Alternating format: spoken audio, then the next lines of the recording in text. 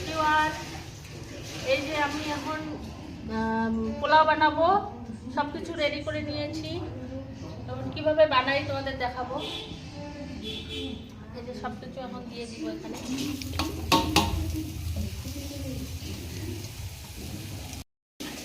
এখন তেল দিয়ে দিচ্ছি।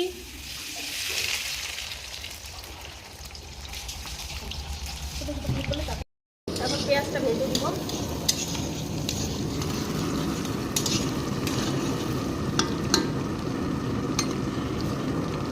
পেঁয়াজগুলো লাল লাল হয়ে গেছে। এখন আমি চাল দিয়ে দিব।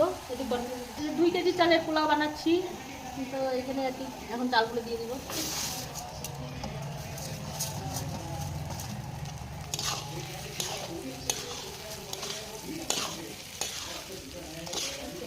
এখন আদা বেটে রেখেছি, এখানে দিয়ে দিব আদা বেটটা।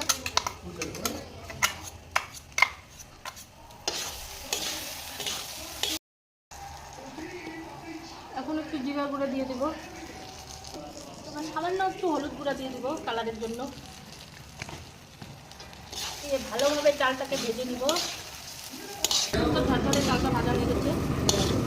এখন আমি পানি দিয়ে দিব।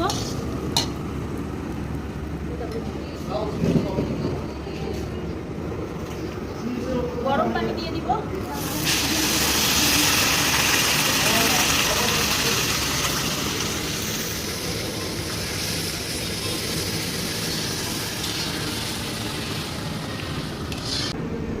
এখন লবণ দিয়ে দিব।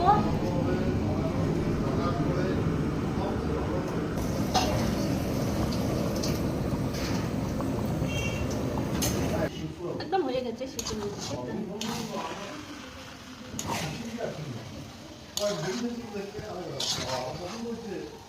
কীরকম হলো রান্না অবশ্যই কমেন্টে জানাবেন।